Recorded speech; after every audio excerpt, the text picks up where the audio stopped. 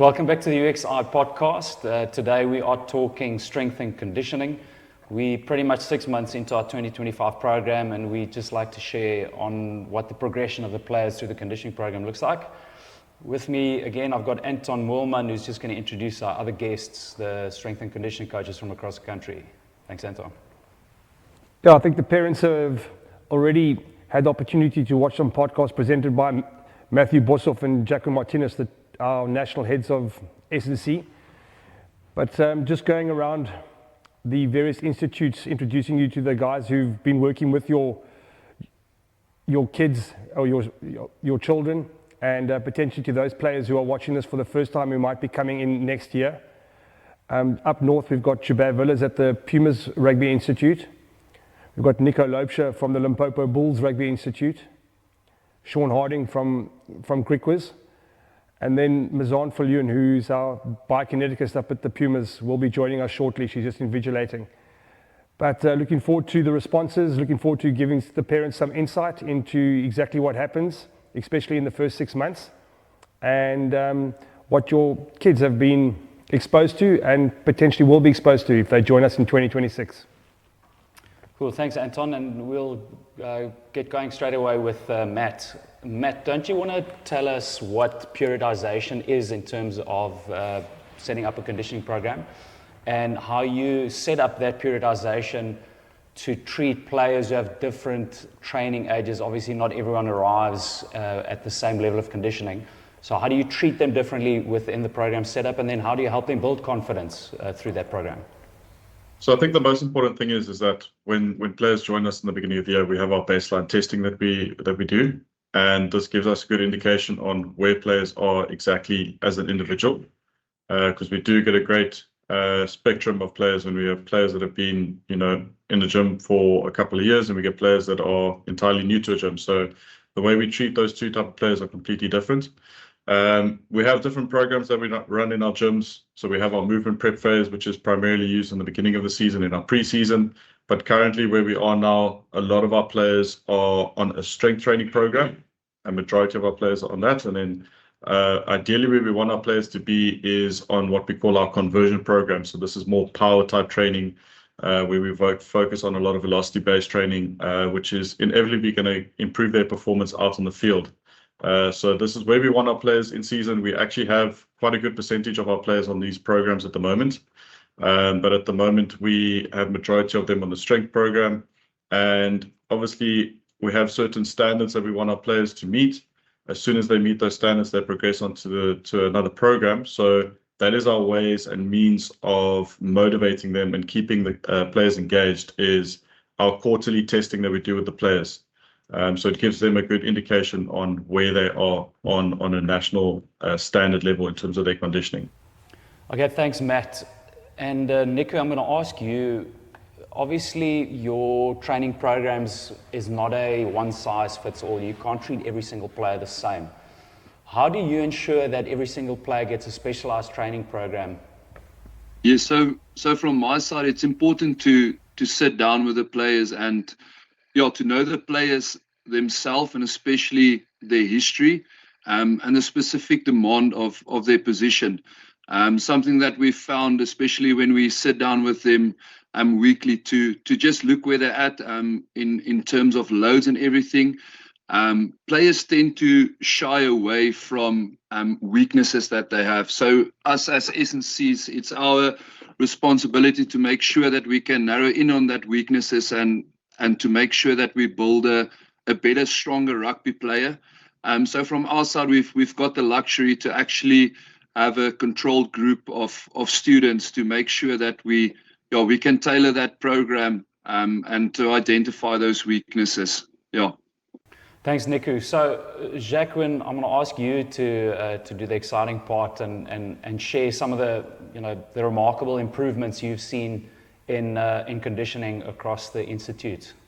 Good morning. So, as Matt already mentioned about how our program runs throughout the academies, so we have seen tremendous improvement through all our academies. And I'm just going to share my screen just to show you how we measure and see how our academies compare across all the academies. So this is just a comparison that we use to see how all our academies are improving throughout the year. So there you can see this is now the different phases that players are in. Then here you can see how they have been improving with their strength. You can see there's the Free State Institute, the Griquas, the Harlequins, Limpopo, the Pumas, and then here the Western Province International Institute.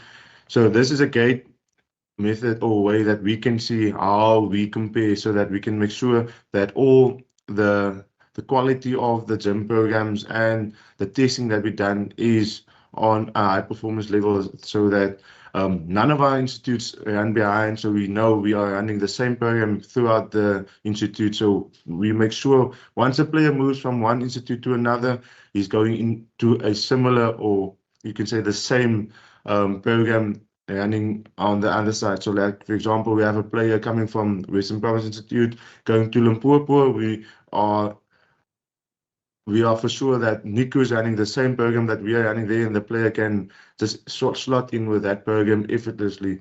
The same testing protocols are also being followed on that side. Like here you can see this is the body fat here on the left-hand corner and on the left bottom left. Then you have your repeated sprint and then your Bronco. And then if we want to see our top performance in all our academies, we can just go to this sheet here. This is now, then we can go to, let's say we want to see our props.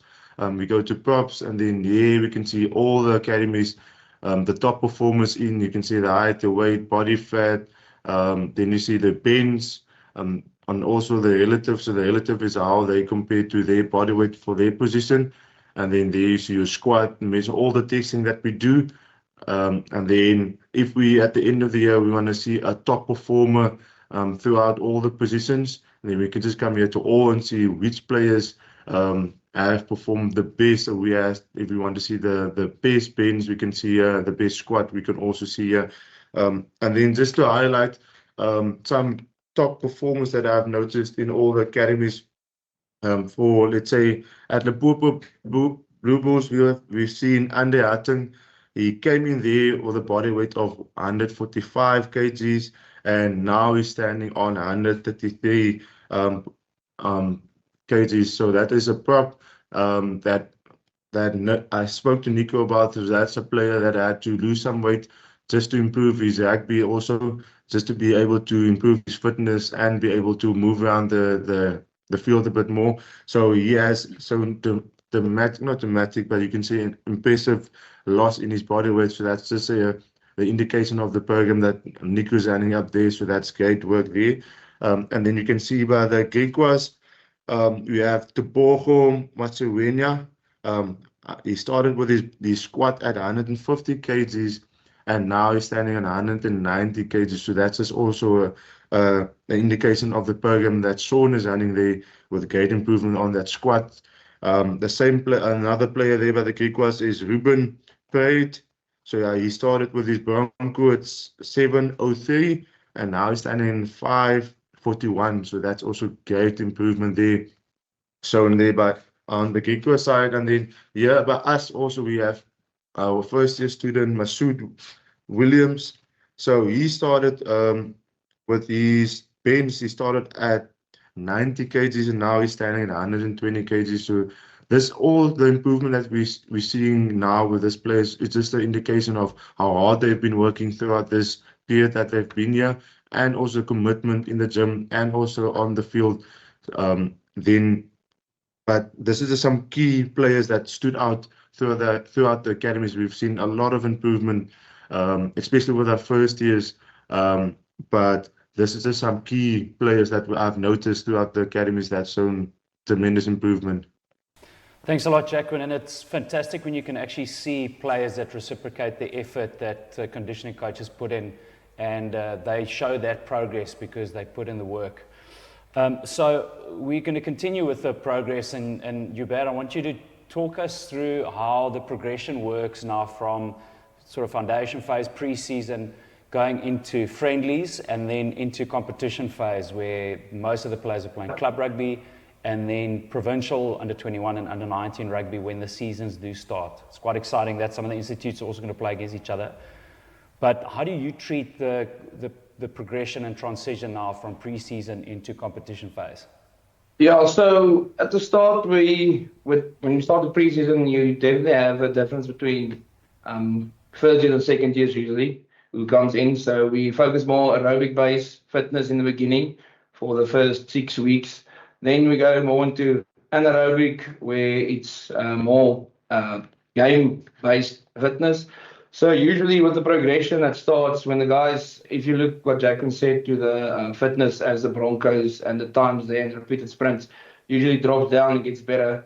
We usually more in when we go past the friendlies and we go into competition phase, we usually go into more of a we don't want to push and overload the guys too much. We want to be more on a stable line with fitness wise. So keep them there. There's some guys getting better.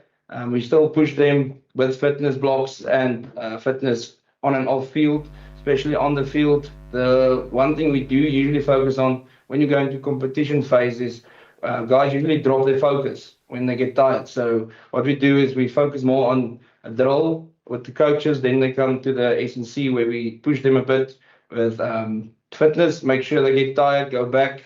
So the focus stays up through the game. And then when they come off the field, usually we go into we'll mostly say when the guys come off and we go into recovery.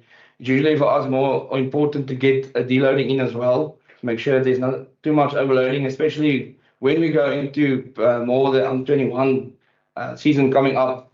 Guys that plays club rugby and is at the institute and they go into the under-21s. They usually run more. So with that, we still focus on getting the fitness up, keeping it there, and still performing. But with that, we're monitoring them, especially talking to the coaches and agencies, maybe that's at other parts of the union or at the senior levels. So from there on, we can just keep looking at them, monitoring them, make sure we look after them so they don't overload and they're not more injury prone, so their body can last through the whole year, especially when it comes here at October, December season when we play cross-border where the UXi institutes play against each other. All right, so am I right in saying that when you start deloading them a little bit towards competition is to prevent injury, but you also making them do a lot of skills work when they are tired to help them cope with the pressure of game day situations? Yes, so usually what happens is we deload them, not to overload them, because then you get more usually injury prone. So that's when a hammy goes or a niggle comes and it becomes a longer process to heal. So what we do usually is we have a fitness block of 10 minutes, quickly fitness, sprints, stuff like that, just to get the heart rate up, get the fatigueness in. Because usually we'll see when guys play rugby, a lot of guys' focus drop when they're tired. So that's when the chat becomes less, the knocks becomes in, the tackle techniques become lesser. So that's when concussions usually come in because their head's on the wrong side, the focus is less. So what we do is we want to push them, especially in training, to do the skill, get it up, and then 10 minutes fitness block, quickly get the heart rate up, lungs burning, come back and go into structure again to make sure they used to and they conditioned in that way when they play. They usually keep the focus up and there's not too many errors coming just because of fatigueness. Okay, great. Thanks, Hubert. So we've spoken about the progression of the program during the year from pre-season into friendlies and to competition. We also really prioritize at UXi the importance of staying in the program on a multi-year basis because you're able to monitor players academically and give them more rugby opportunities. Sean, at the Griquas, I want you to talk us through the conditioning benefits of staying in the UXi Academy program on a multi-year basis, whether it's 2 or 3 years. As all the previous SNCs mentioned, we grow at certain rates, and I mean, like Jacqueline also said, we have Ruben Pride that improved his Bronco by almost 2 minutes, and I mean this is only 3 to 4 months that. Well, even 5 months that we worked with him. So, yeah, we can just imagine when a student stays over a year or so. So, yeah, it's quite important for our players to stay. Our juniors usually move into a senior role. And when that comes to under 21s or whatever, we always want them to rise above their usual talent and start taking on that seriousness and taking that senior role where he can move into a leadership position where he knows he has to own up and where he just has to take the responsibility at the end. We usually see our students from the first year to the second year, massive improvements and, just getting used to the program, because we don't want students to come to us and just be broken down. We want them to, like we said, we work with different programs for different students. So we want to convert that raw talent into a more athlete-based players, where we can work with better athletes and then move them over to the next year where they get more comfortable in this position.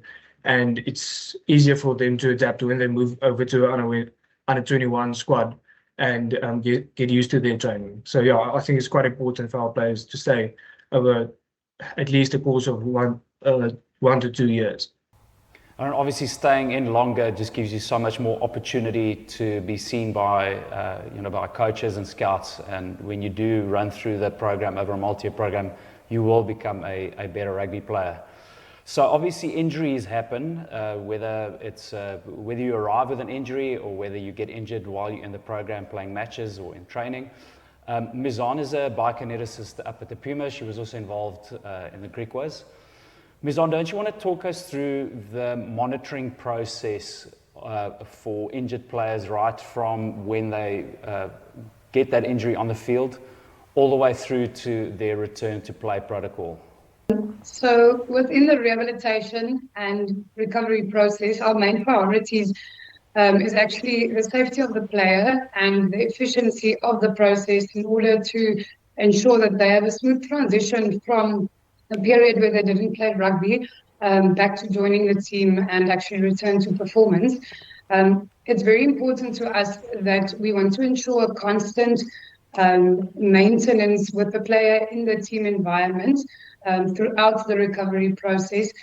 So whether they have an upper body, lower body, or any type of injury in between, it's important that they know that they can still maintain strength and fitness levels within other areas while doing their rehab and maintaining it on a daily basis. The players are always immediately evaluated post-injury, and then we establish the severity of it, whether it's just a niggle that's maybe going to keep them out for a week or two, and whether it's more serious injury that we actually refer to maybe for a specialist or a doctor. And it's very important for us to know that the athletes feel supported within the length of the recovery process. There shouldn't be any type of feeling dissociated from the team. So we actually evaluate them thoroughly and then establish what they can do and into which category of rehabilitation they will fall. We then discuss this with the player at length, with the parents also if needed. We're always there if they have questions, as well as with the coaching staff and conditioning staff at the team. So everyone is on the same page. We also have a meeting probably once or twice a week to discuss all injured players, all of their progress. And luckily we also have a life skills individual, which helps us a lot with more long-term injuries to ensure the mental health of the player as well. And then the main part of the recovery process for us is that there's no re-injury after we've let the player gone back to the team. Fortunately for us this year, there's been no re-injuries with rehab athletes that we've had for long-term injury as well as short-term issues, with in-season being very long, at least here at our Puma Institute. It's actually quite a challenge, a lot more with niggles rather than big serious injuries. But it's very important for us to individualize each injury to the player and sort of work out a process for them that's going to work and not generalize rehabilitation across the board just for any knee injury or any shoulder injury that the players may have. At the process where they then sort of are released from the biokinetic standpoint, I mostly hand them over then to Hubert that eases them into the conditioning part and the more tactical part of the rugby as well. So Mazan, I'm really glad you mentioned mental health, because it's not as easy to fix someone's confidence as it is to fix their body. So that's really important, is for players to just stay involved and make sure that they do continue to focus on their improvement. But Mazan, that also counts for players who go home for holidays, obviously. How do you help players when they aren't in your care directly for periods of a week or two? How do they continue doing their rehab if they do go home? Usually, when I know there's a break in the schedule, the week before the students or the athletes actually go away, I have a sit down one-on-one with each of them and discuss at length what their facilities are and the equipment maybe is that they have to use for that week or two to sustain their rehab. If there's anything that we can adapt then in their program for them actually to keep progress increasing and to keep the efficiency ongoing, then we do that for them. Luckily, most of their programs can be executed in a manner as well when it's adapted. And obviously with running protocols and all of that, we just continue it to where they are at that current stage. If they have a problem, usually there's been more than one occasion where we organized with a biokineticist, then is that closer to them, to actually take over the rehabilitation for that while, or we organized for them to join a gym facility for that time. Just to be able to use the equipment to ensure there's ongoing process and that there's not a break in their return to play schedule. Thanks, Mazan. It's clear that the Pumas players are all really in good hands up there. I'm going to jump over to Matt just on a different topic, also strength and conditioning focused. But for those who don't know, UXi annually opens their doors to a lot of international players who come in, whether for the whole program duration, but more often just coming for maybe month, 2-3 month programs. Matt, how do you treat international players that come in for shorter periods of time from a strength and conditioning point of view? Yeah, so the June, July, August period is always very exciting for us S&Cs as we get to work with international players, which always brings a different dynamic to the program. And how we deal with them compared to sort of our local players is slightly different, in the sense that they often join us for a very short period, more often than not just a month. So how we go about their programming and their integration into our program is that they will go through our screening process as soon as they join. So we'll go through a medical screening with them as well as a functional movement screening, just to currently see where they are on a physical standpoint. And more often than not, these players are coming out of their current season back in their country. So often they are extremely well prepped in terms of where they are in their training. They've just come out of a full season. So in terms of their contact prep, etc., there's not often too many concerns with regards to that. So typically our international players will jump onto our strength training program. If we see that a player has a significant base of strength, they will actually then go onto our power program as well. And right at the end of their stay with us, in their final week, we have a full testing battery with them, where we do an entire test from strength to power to conditioning out on the field. And we develop a nice full report for them with all their testing stats that they can then take back with them to their country, to give to their coach to kind of show them where they currently are in terms of their conditioning. So the way we treat them is slightly different. As I said, they often just integrate quite nicely into our program. So we are currently running in the gyms and on the field. And at the end of their stay with us, they will all get a well-detailed report for them to take back with them home. Great, thanks, Matt. And if you're an international player watching this, we want to invite you to consider UXi. It's really a great opportunity to get into the South African rugby culture and then hopefully go back home a better, stronger rugby player. Anton, I want to end off with you from a coach's point of view. Tell us how important it is to have that strong relationship with your strength and conditioning coach, and what role they play as almost a 2IC for you in making sure that your players are rugby ready going onto the field. Yeah, Andrew, I think the S&C coach's role is massive. The players spend a lot of time with these individuals, both on the gym and on the field. They are the ones that are really pushing the players, not only mentally but physically, to be able to perform and execute the variety of skill sets that coaches need. So the guys play a massive role. If you see the way international rugby is going, Russie's got a great word that he uses nowadays. He uses battle stats. We'll be looking at repeated involvements on the field. We're talking at how effective players can be. The only way a player can be effective is if he's properly conditioned. Yes, you have to have skill, but you have to have the base. And so that relationship between coach and S&C is imperative. And so from a program perspective with myself and Gert, we believe that a conditioned player will be the better player. I think World Rugby believes that. But we really drive those conditioning principles really, really hard, because we get students that come in here with some from a zero base, some from maybe something a little bit better. But the kids' development, especially now when we get to this 6-month part of our program, we'll be getting into mid-season where our matches become critical. We start going into semi-finals, finals, parts of our different leagues. This is where the hard conditioning blocks that our S&C coaches have pushed the players through in the first 6 months under the guidance of their coaches starts to come to the fore. And it's now where our players start to stand up, and hopefully achieve. We saw our Free State Institute won the second division up in the Free State Senior Club competition on the weekend. These are youngsters that are 19 years old playing against men. That is testament to the kind of program that we are running.